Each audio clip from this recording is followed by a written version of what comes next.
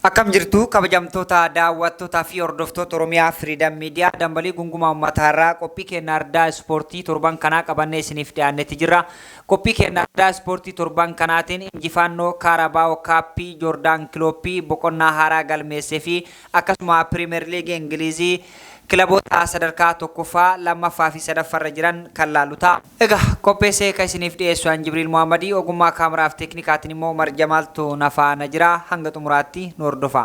Qabxiin keenya jalqabaa injifannoo Kaarabaao Kaappii Joordaan Kilooppii boqonnaa haaraa galmeessanii jiru kan laallu yoo ta'e Joordaan Kilooppii waancaa Kaarabaao Kaappii bara xumuraa leenjisummaa isaanii Liibarfuul wajjin mo'atanii jiru. Gurraan dhalaa 26 bara 2024 Joordaan Kilooppii boqonnaa haaraa biraa kitaaba isaa Wonderful Book jedhu keessatti akka barreessuu barbaadu simee jira. Injifannoo Kaarabaao Kaappii kaleessa sadarkaa taphattoota Liibarfuul irra turaniin inumaayyuu kan hin yaadamne ta'ullee Joordaan Kilooppii ijoollee ol adeemoo taphattoota Cheelsii paawundii miiliyoonaan bitaman waliin akka morkataniif dirreetti galchee ture. Mohaammed Salah, Darwin Núñez, Dominic Szoboszlai, Alisson Becker, Tierney Alexander-Arnold, Curtis Jones fi Thiago Jota miidhamaan kan dhaban yoo ta'u bal'inaan akka itti aanutti isiniif dhiyeessinee jirra. Ispoortiin fayyaadha, ispoortiin nagayaa, ispoortiin guddina, ispoortiin jaalala. Leenjisaan Liibarfuul Joordaan Kilooppii ijoollee ol adeemoo muuxannoo hin qabneetti amanuun dirree galchuudhaan injifannoodhaan dhamanii jiru. Chelsiin carraa galchee duumuu dhabuun dhumarratti gaddaan dirreedhaa bahe. Ted Boyle jalatti Chelsiin taphattoota waliigalaa paawundii miiliyoona 1 baasanii bituun ijaarsa haaraarra jira. Garuu ammallee ga'umsa guddaa agarsiisuu irraa baay'ee fagaatanii. Xiinxalaan kubbaa miilaa fi taphataan duraanii Manchester United Gary Neville paawundii miiliyoona daa'imman waliin dorgoman jechuun maqaa itti kenne. Neville injifannoo kanaaf Kilooppiin jajuun Liibarfuuliif injifannoon kun ni malaaf jedhee jira. Neville masaanuu Liibarfuul waliin qabu duubatti dhiisuudhaan yaada kana kenne. Chelsiin bara 2022 waancaa FA Kaappii fi Kaarabaao Kaappii rukuttaa peenaalitiin mo'amuudhaan dhabaniiti jiru.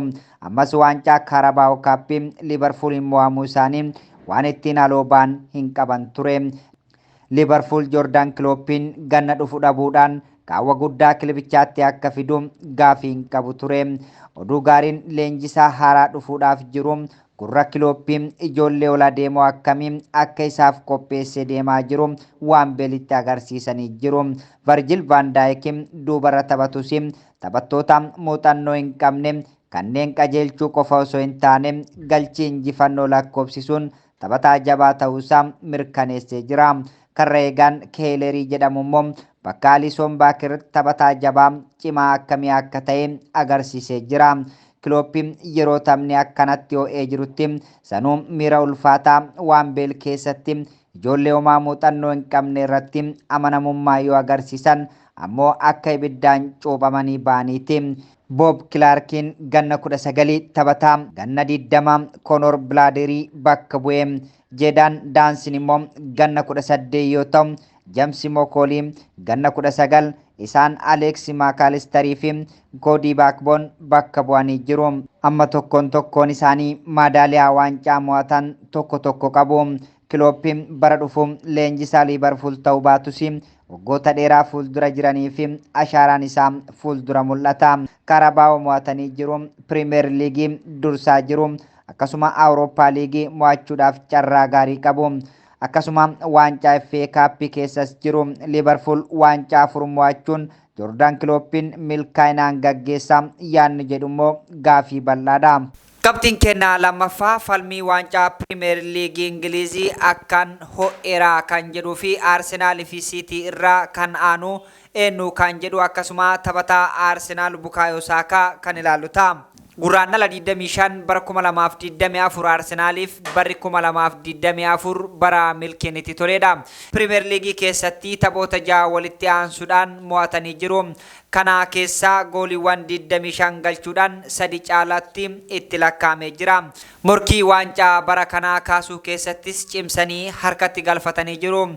Kanas tapha sanbata galgalaa Newcastle wajjin taasisaniin ga'umsa addaan 4-1 irraa aanuudhaan mirkaneessanii jiru. Bal'ina gabaasa kanaa akka itti aanutti kan ilaallu ta'a. Ispoortiin fayyaadha, ispoortiin nagayaaf, ispoortiin guddinaaf, ispoortiin jaalalaaf. Waan abjoonne milkeessaa jirra kan jedhu dursaan taphattoota Arsenaal Maartin Odegaard taphichaan booda yaada kennate. Moo'icha kana hordofee Arsenaal qabxii lamaan liigicha kan dursu Liverpoolitti siqee jira. Manchester City irraa immoo qabxii tokko duwwaan caalamuudhaan sadaffaarra taa'e. Arsenaal taphoota Premier League bara 2024 keessa taphatan hundaa mo'anis Champions League Awurooppaa marsaa jalqabaa garuu Porto waliin tokkoo fi duwwaadhaan mo'amanii jiru. Haa ta'u malee dallansuu mo'amuu sanaan hamileen isaanii osoo gadi hin bu'in morkataa isaanii cimaa Newcastle irraa aananii jiru. Tapha torbee gidduu irratti mo'amanii garmalee aaran fakkaatu akka itti jifataa turanii fi ga'umsa addaa agarsiisaa turan jedha. Taphataan Manchester United duraanii immoo Rio Fernandesini ga'umsa addaa bara 2024 keessa Arsenaal agarsiisaa jiruu fi taphataan ijoon Bukayo Saakadha. Taphataan lammii Ingilizii Bukayo Saakaan kilabichaa fi galchiisii sadaffaa lakkoofsisuudhaan waqtii taphaa kanaan galchii lakkoofsisee 16ffaatti guddiseeti jira. Kunis taphoota Premier League malee kaanis kan dabalatudha. Kana malees taphataan kun tapha Premier League 5 irrattis walitti aansuudhaan galchuu danda'ee jira. Kaptiin kennaa itti aanu leenjisaa Manchester City Pep Guardiolaan taphattoota isaanii namoota addaati yookaan Superman jechuudhaan ibseeti jira. Cityin tapha sanbataa Bournemouth 1-2 injifateen morkii waancichaa walitti aansuudhaan marsaa afuraffaadhaaf mo'achuun cimsaniiti jiru. Tapha kana immoo bal'ina isaa akka itti aanutti ilaalla. Ispoortiin fayyaadha, ispoortiin nagayaaf, ispoortiin guddinaaf, ispoortiin jaalalaaf. Goolii Phil Foden galcheen dirree Vaayitaalitti kan mo'ate Cityin qabxii 3 argame kun garuu akka salphaatti hin dhufne. Kanaanis liigicha kan dursu Liverpooliin qabxii tokko callaan caalee lammeessuu irratti argama. Leenjisaan isaanii Guardiolaan gaafa kibxataa Brentford wajjin taphatanii tapha kanaan leenjifachuu isaaniin taphattoota isaanii garmalee jajanii jiru. Taphattoota koo akkaan hin jaaladha.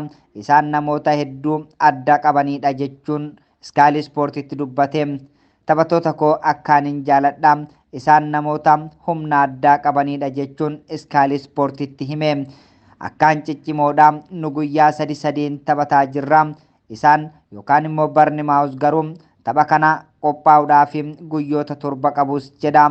Taphattoota keenyarraa waan hedduu eegna. Isaanis garuu deebii barbaachisaa kennu.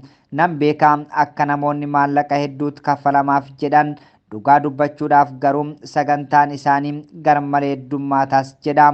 Kaptiin keenya xumuraa tapha sanbata darbeen Fuulaam seenaa addaa galmeessanii jiru. Waggoota 61 keessatti yeroo lammeessuudhaaf Yuunaayitediin dirree isaanii irratti mo'achuu danda'anii jiru. Ten Hag immoo abjuun keenya inni guddaan gaariidha jedhee jira. Leenjisaa Manchester United Ten Hag dirree isaanii irratti Fuulaamin mo'amuu hordofee fuuldura kilabichaa dansaadha jechuudhaan miira qaanyitiin kan dubbate yoo ta'u bal'ina isaa immoo akka itti aanutti isiniif dhiyeessinee jirra. Ispoortiin fayyaadha, ispoortiin nagayaaf, ispoortiin guddinaaf, ispoortiin jaalalaaf. 2-1 mo'amuun United bara Premier League kanaa keessa injifatamuu kurnaffaa ta'uun galmaa'e. Kanaas United bara seera Alex Ferguson leenjisaa turaniin ogguu wal bira qabamu. Leenjisaan kun waggaa 21 keessatti taphoota 10 bara tokkotti mo'amanii beekanii. Isaaniin booda United waggoota 11 darban keessa marraa 5ffaaf kun mudatee jira. Sadarkaa liigichaan 6ffaarra kan ta'an United 4ffaarra kan jiru Aston Villa irraa qabxii 8 fagaatee argama. United gara caaluun kubbaa of bira tursiisuun rukuttaa koornaa fi yaalii galchii caalanis namoonni hedduun waan leenjisaan Fuulaam Marco Silvaan jedhan walii galanii jiru. Akka yaada kootti ifatti gareen caalmaa qabu mo'atee jiraas jedhani. Taphichaan booda leenjisaa United Ten Hag immoo injifatamuu tokkoon booda abjuun isaa guddaan ilaalamuu qabdan. Abjuu inni guddaan immoo waan gaarii agarsiisuudhaas jedha. Egaa kabajamtoota daawwattootaa fi hordoftoota Oromiyaa Freedom Media dambalii gungumaa uummatarraa qophiin ardaa ispoortii torban kanaa qabannee isiniif dhiyaannee kanneen armaan olii turani. Qopheessee kan isiniif dhiyeesse Jibriil Muhammadii ogummaa kaameraaf teeknikaatiin immoo Umar Jamaaltu na faana ture. Qophiilee Oromiyaa Freedom Media kanneen hafan waliin turtii gaarii isiniin jenna.